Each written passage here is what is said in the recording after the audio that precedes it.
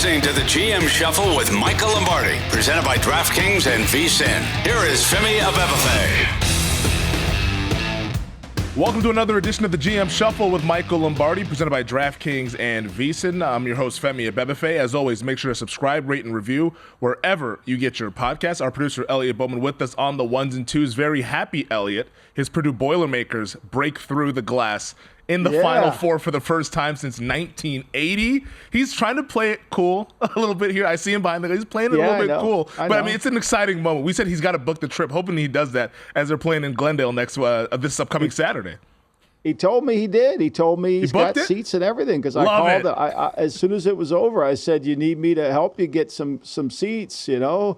And he's like, "Nah, I don't need you to help me. I got them. No big deal, you know. But I need you to get me into Pizza Bianca over there so I could have a slice." Which, you know, I mean, I recommend that strongly. It's the greatest pizza you're ever going to have. So. You know, that's what now he's dishing out. You know, he wants me to handle his restaurant reservations. You know, I'm his concierge. It's bad enough I got to be Millie's concierge. I got to be his concierge. So, you know, here we go. Here we go. I love it. He's so like, I'm happy for him. He said, "I don't need help with the tickets. I need help with the reservation." I love that. Yeah, I need to get your ass going here. You know, and then, you know, if you don't do it, you get, "Oh, you can't get in there." Like, it's like insulting that you don't have enough clout to get in there. You know, it's like, okay, well, all right. You know, I mean, like, all right, I got it. We have a restaurant down here called Cafe 2825, which is, I would say, of all the restaurants, because I'm a fat guy, I've eaten a lot of restaurants, it might be one of the best Italian restaurants anywhere in the country. I put it up against anywhere. And it's not an easy get into. It's a hard place to get into. It's a let me put it this way, it's a well-connected place. And it's got New York and Philly connections. And so, you know, you got to know somebody to get in there. You got to be able to duke the guy going in. You know, and it's not easy, but, you know, it's like, oh, okay, we want to go. And then, you know, you got to go get in there. And then you get insulted if you can't pull it off. So it's a challenge. It's a challenge, Femi. But that's the price we pay. And meanwhile, Elliot's just dishing out responsibilities. Hey, well, he takes care of us, so I'm glad you're able to take care of him as well, getting that reservation over there at Pizza Bianca in the Phoenix area. But let's talk some football here, because we did see some transactions over the weekend. The biggest one, the Philadelphia Eagles trading pass rusher Haason Reddick to the New York Jets for a conditional 2026 third-round pick. There also is the expectation that there's going to be a contract here for Reddick that will be signed, maybe an extension. I know some of the insiders reporting that the Jets could be working on that here, but it's an interesting move. It almost feels like, to me, it's like a player-for-player swap, with Huff signing with the Eagles on the first day of the free agency, and now Reddick joining the Jets as the Jets try to bolster that pass rush that is already pretty formidable, adding another piece. Right, and it makes you ask the question, like, why didn't the Jets just sign Huff? Like, why didn't the Jets just give what they're going to – now, look, I understand Reddick started a lot more games and Huff's only started 7 games, yada, yada, all that, and he was more situational. But for me, my question is, if I'm the Jets, why wouldn't I just I mean, everybody in the league knew with a week before the tampering time that there was a high probability, that the Eagles were going to sign him. I mean, they were the strong player in it. They weren't going Danielle Hunter. They were going Huff. Okay, so we knew that, and so was other teams. I mean, and they were going to win that. So if I'm Joe Douglas, why wouldn't I have just franchised him, and then try to sign him to a long-term deal? Because I'm not getting any discount on the Reddick contract. They're going to redo Reddick's deal. The Eagles are paying $1 million that's already been paid, and the Eagles pick up a pick that they would have never gotten for just cutting Reddick, right? I mean, they end up getting something really good. Now, it's 2 years down the road. It's in 2026. But I think the Eagles really did a hell of a job. They used Reddick's money to get Huff, and then they used Reddick to get a compensatory pick, which they probably weren't going to get because they put all this money into Huff and Barkley. So it's a pretty smart play for Philly. And again, the Iffers, who we call the Jets here at the GM Shuffle, the Iffers are telling us, look, we're going all in. I mean, this is the pressure's on the Iffers, right? They got to stay healthy and they got to play good. And the only thing I will say about the Iffers, which goes towards their favor, is I don't think the East is as good as it once was, including Buffalo. Like, if there's a time to win the East, I think it is. Now, Buffalo still has the great Josh Allen. I think Miami's been weakened by their offseason. I think New England's going to have to improve their offseason, right?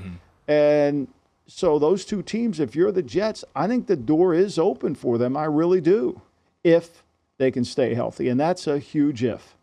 Yeah, that's the whole ifers thing right there. And I think if you're the New York Jets, you sort of have to go all in. You went all in when you went ahead and signed Aaron Rodgers. So, like, this is, or I guess traded for Aaron Rodgers, excuse me. Like this is what you've been building towards here. And, yeah, you kind of blew last season because Rodgers gets hurt on the fourth play of the season. Not much you can do there. That's just really bad luck. But now you don't have that much time. Rodgers, he's turning 41 in December. Like, it's now or never for this to ever work. And I'm sure Robert Saleh and the general manager, Joe Douglas, are feeling the pressure of, hey, like, we only got but so much time here. Like, we can't continue to have, the offense didn't work out, this and that. Like, we got to produce. Otherwise, we're going to be looking for other jobs after this season. Like, they realize the urgency that is behind this season here, and they know that they can't mess around. So I guess they got to hope that all of these guys, if Tyron Smith can stay healthy, if Mike Williams can stay healthy, that it all works out in 2024. Yeah, because the person that comes in to clean up the mess, I mean, what the Jets are doing, what the IFers are doing is what we call situational values, right? So there's always two kind of decisions you have to make, whether they're situational based on the current situation or sustainable values. You know, this goes back to how will this impact us a year down the road? What will happen if we do this? What will hear? You know, and the IFers are basically saying, no, forget sustainable. We've been trying that program. We're going to go situational based on what we need to fix the problem today. And look, Reddick gives them a good player. There's no denying it. Reddick's been productive.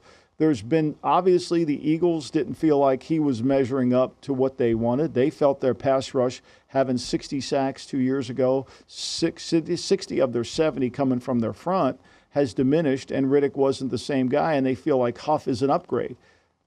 So, again, it goes back to why didn't the Jets see Huff as an upgrade over Reddick? See, I think, to me, the Jets are catching up. They're not being proactive. But, again, if they can stay healthy, you know, which I don't see how they can, but I think you got to go back to this, right? Like, I'm not sure the East is as good as everybody as they were last year. I don't think Buffalo's going to be the same team. They've suffered a lot of injury. They suffered a lot of people, losses.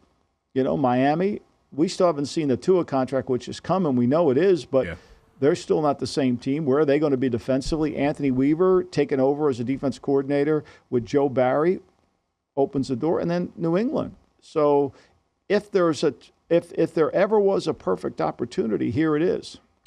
Huff is interesting because he seemed like he was more of a situational pass rusher for the New York Jets. Do you think that he can, I guess, evolve into being an every down player, or do you think the Eagles are going to still use him in the similar role of, hey, like on second, third down, let's just have him go get the quarterback. We don't need him to be the every down, like setting the edge to stop the run type of guy.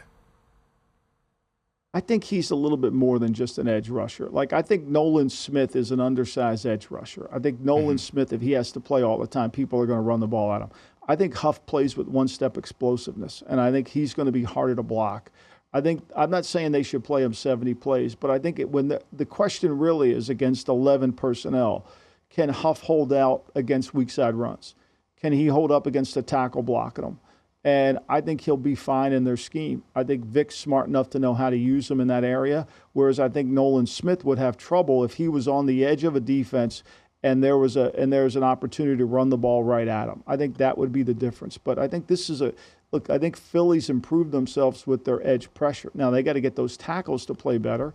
You know, they got to get Carter to play like a first-round pick. They got to get Davis to be in shape. That's all going to come all down to that. But yeah, I think he's more than just an edge rusher. I don't think he's situational. And they paid him. Look, when you pay somebody $17 million, you're not paying them to be a situational player. You're paying them to be a player.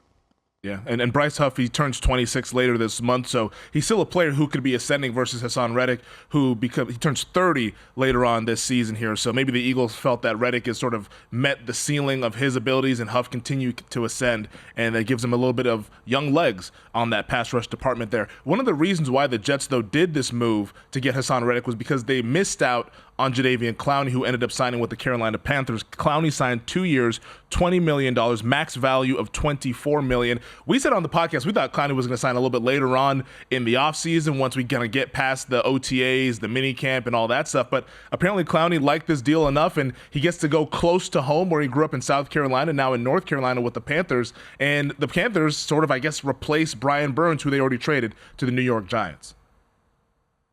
Yeah, I mean, look, this is one of those where you're praying. You're on your knees praying that the guy you signed is going to be the guy you're watching on tape.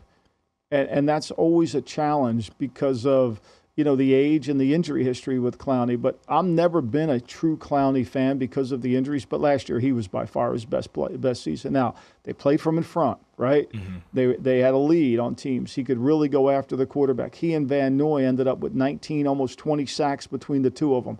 Really effective in what they did. But again, they're playing from in front. Whereas Brian Burns was playing from behind last year. Brian Burns goes to the Giants. Is he going to play from in front?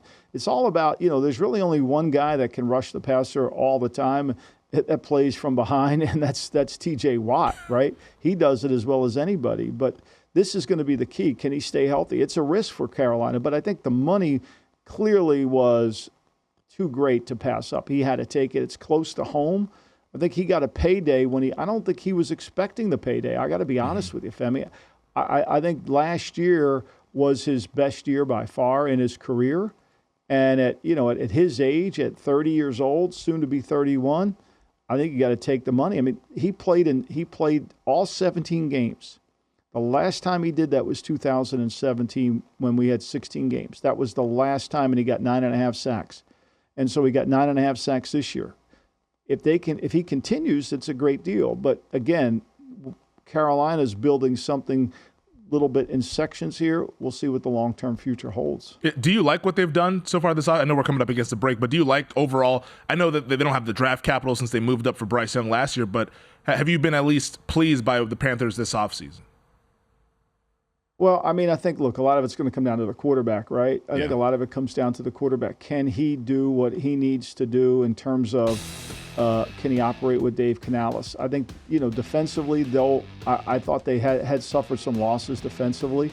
Especially, I thought Luvu was going to be a good player for them. They've got a lot of moving parts in there. They bring a lot of guys that are familiar with Ejo's, how do you say his last name? Evero, his defense. So it gives some continuity within that, and he's a good coach. So I think that could help them, but we'll see. All right, let's take a break.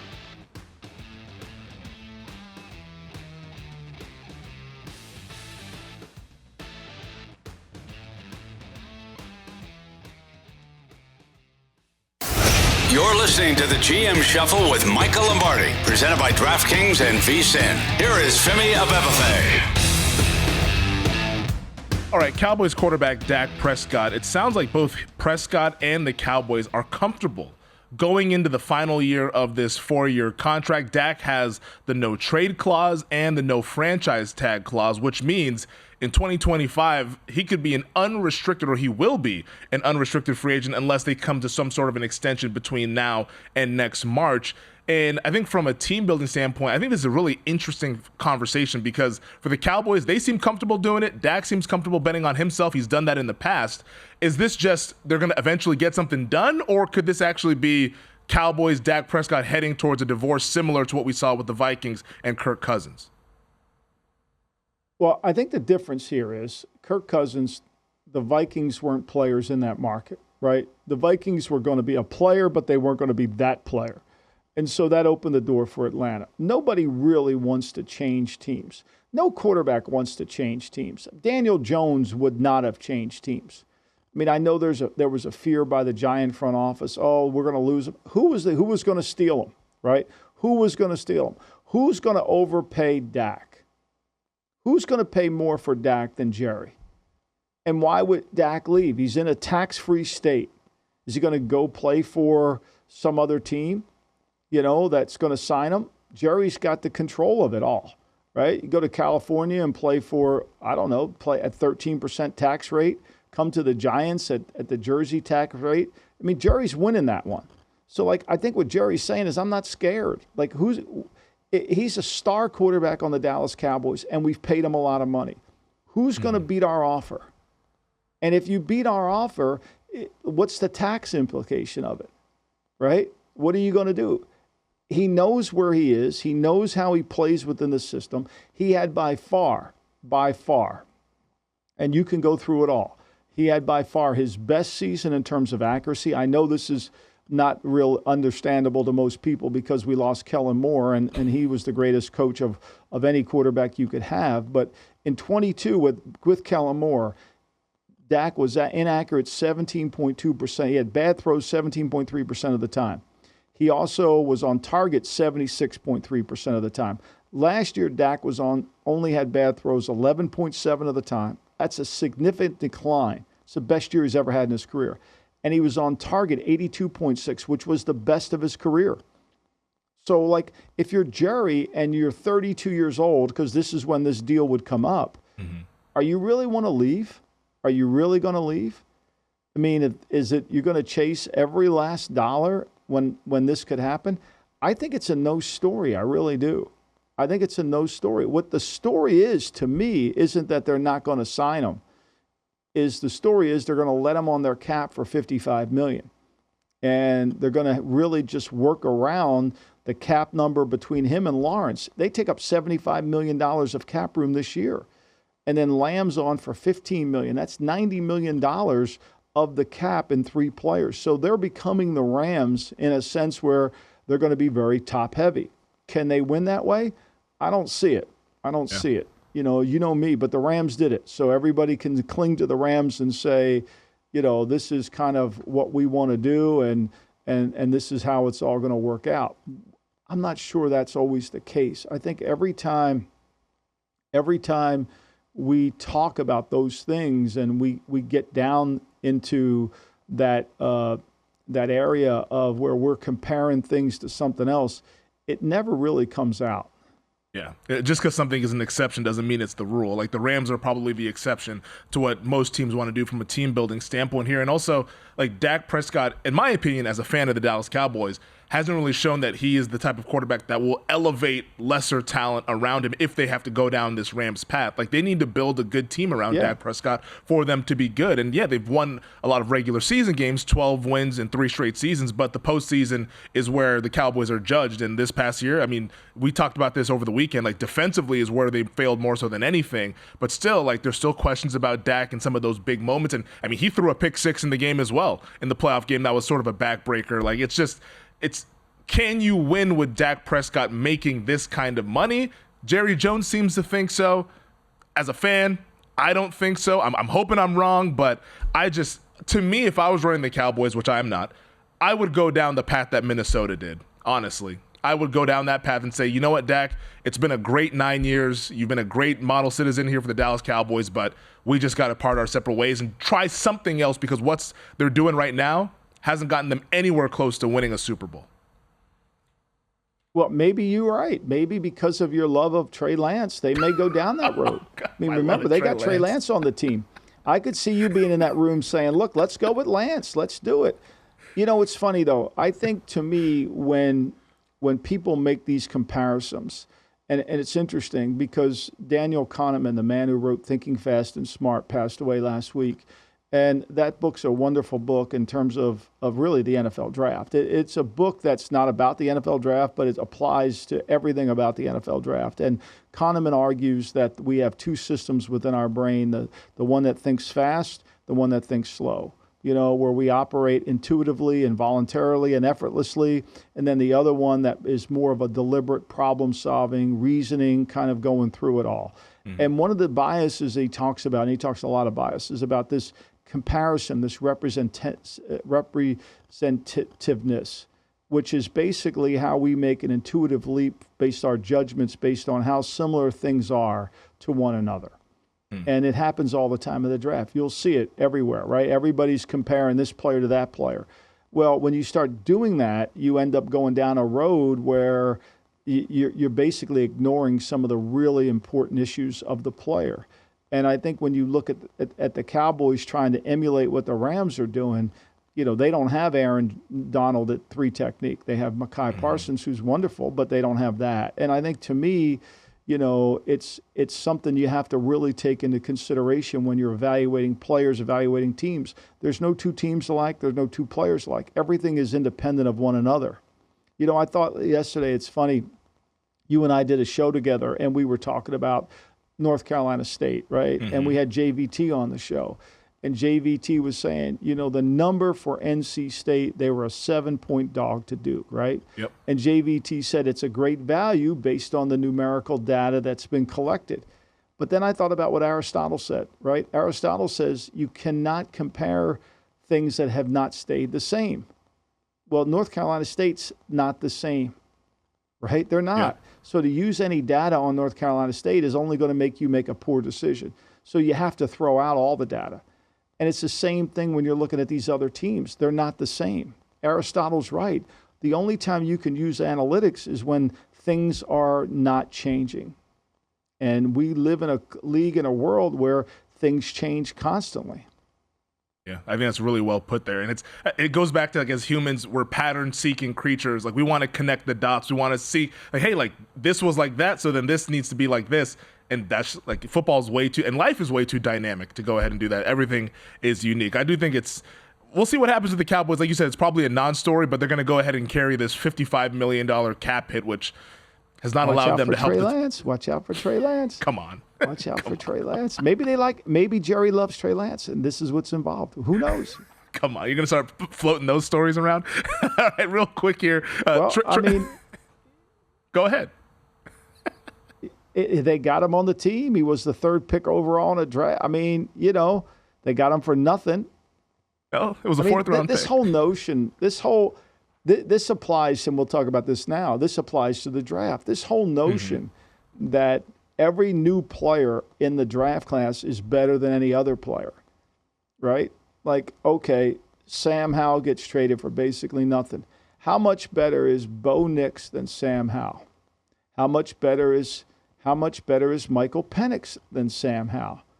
How much better is Jaden Daniels than Sam Howell? We've seen Sam Howell on pro tape. We haven't seen Jaden Daniels on pro tape, but we don't ever make these comparisons. How much better?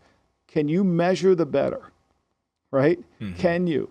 And I'm asking the question. I think it's a fair question to ask. Now, most fans at home would say, you're crazy, Lombardi. They're not, this guy's great. Well, he's great because he's new. He's great because he's new. Shiny if you look at Michael Penix in Indiana, and compare him to Michael Penix, okay. See, I think to me that's what happens is all we want to do is put on new clothes, new suits, new jackets, and we lose sight of what is. And I think ultimately that is something that's why the quarterback market has become such a poorly evaluated market, because nobody has the guts to say, how much better is this player than the new one we're going to draft?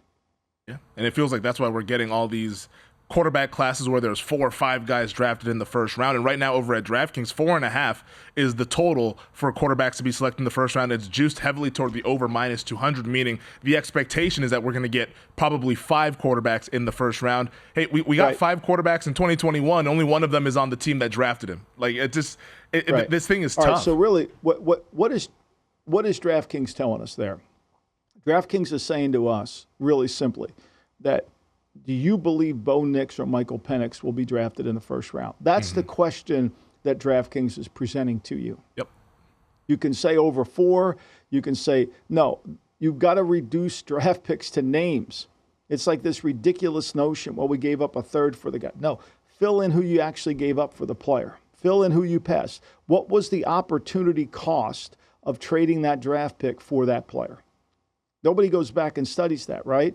The Giants gave up a 3 for Darren Waller last year. I got ridiculed because I said Waller would rather be a rapper than a tight end. Remember? Right? The New York media got over me. He's retired, okay, from football. What was the cost of that 3rd rounder compared to what they got out of Waller for 1 year? You can't say it was a good trade at all, right? No. You can't. You could say it was a great trade in the spring, which is what everybody said because he's so athletic and he's so talented. What's the opportunity cost? So to me, I think you have to constantly look at that and evaluate that. And so what you're saying is Bo Nix going in the first round? Is Michael Penix? If you believe Nix is going in the first round, you play that over number. If you believe, and that's really what your focus and what your concentration on is, simply reading about Penix and Nix, because you're assuming the other four are going. 100%. That does it for this edition of the podcast. Quick housekeeping note. We will have an NFL win totals podcast on Thursday that we're going to tape later on here on Monday. So it will be not a fresh pod. So if there's any news that breaks, I'm sure we will get to it in the coming weeks. I'm taking off all the way till April 18th because I'm getting married on Saturday. So it's going to be one hell of a ride. And he's turning in that Trey Lance MVP ticket too. Don't you kid yourself. He is. He'll be at that window. GM Shuffle Spring Break. Michael's going to the Bahamas. We'll see you guys next week here on the DKN.